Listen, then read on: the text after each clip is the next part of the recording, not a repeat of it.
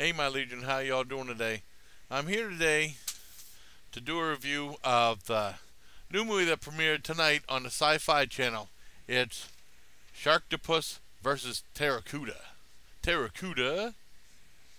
And basically, before I go in the description, let me describe these monsters to you. Sharktopus was a government-created monster that was half shark, half octopus, and Pteracuda was something that these guys were trying to get to make.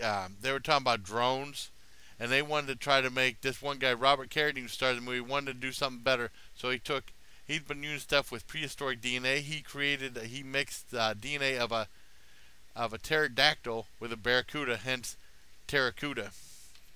Now I've been thinking about that. What monster would I create? You know, what I would like to do is I would like to take a hammerhead shark and mix it with a bird of prey for a movie called Hammerhawk. I think that'd be a cool idea.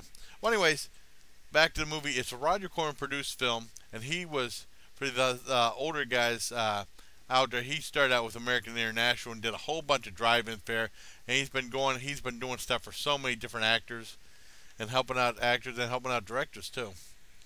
And Sharktopus vs. Pteracuda was Robert Carradine, like I said, Robert Carradine, best known for Revenge of the Nerds, was starred in it. And it's a crazy movie. It basically talks about Pteracuda, and then apparently it can be controlled by computer, and something happens. This Russian guy wants it, and he screws up the whole program, and then Pteracuda goes nuts. And they find out that Sharktopus is in this one aquarium run by this one super sleazy owner, right? And there's a marine biologist trying to help the thing out, trying to alleviate its need for human flesh, you know. And Robert Carradine finds out that the Sharktopus is running in the aquarium, so he says he wants to go down to the sleazy owner. He also has a ton of money, and they need Sharktopus to take care of Pteracuda, because Pteracuda is now on a killing rampage. He's not under any control no more, and he's killing everything in sight. And they wanted to have Sharktopus take Pteracuda down. And that's basically the whole movie. The movie starts out great. Lots of action. You see lots of both monsters. It's done better than Mega Shark versus Mecha Shark. And then probably the best part is Conan O'Brien is in it. He's been in about halfway through, right?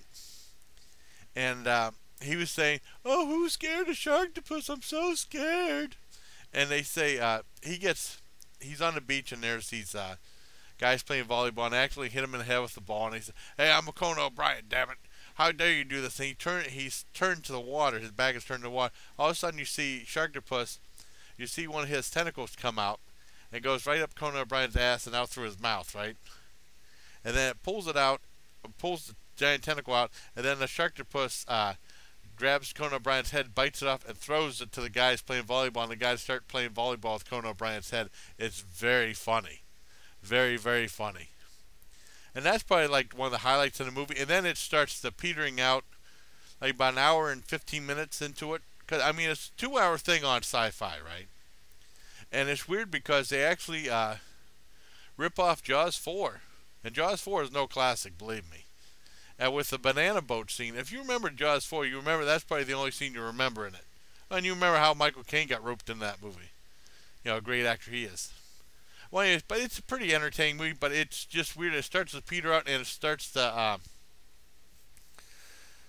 the action starts to slow down further and further and further in the movie. Like the last 10-15 minutes, it should build up to a big climax, and it's kind of slows down. I don't want to give anything away, but it's a little bit anticlimactical.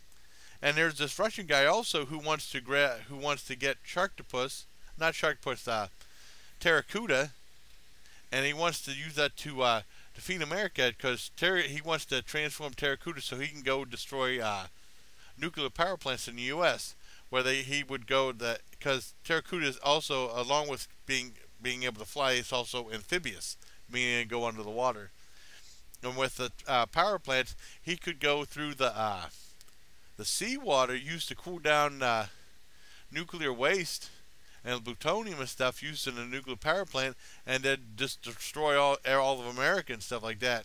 So that is another subplot in the movie. I mean, it just starts to peter up, and it's really good for about the first hour and 15 minutes, pretty much.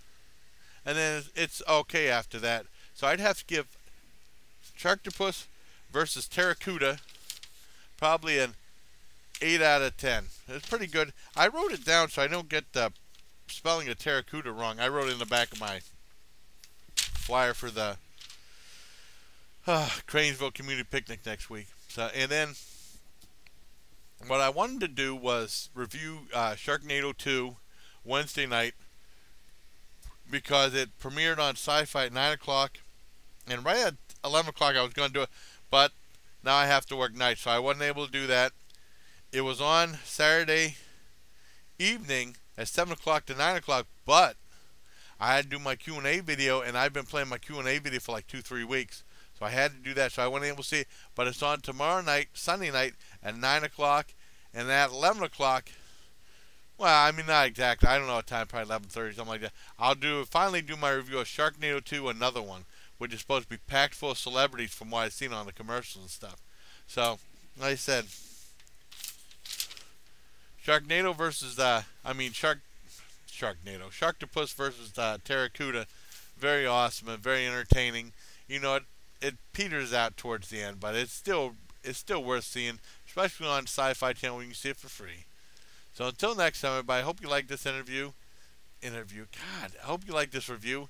And until next time, everybody, hey, please take care. My Legion.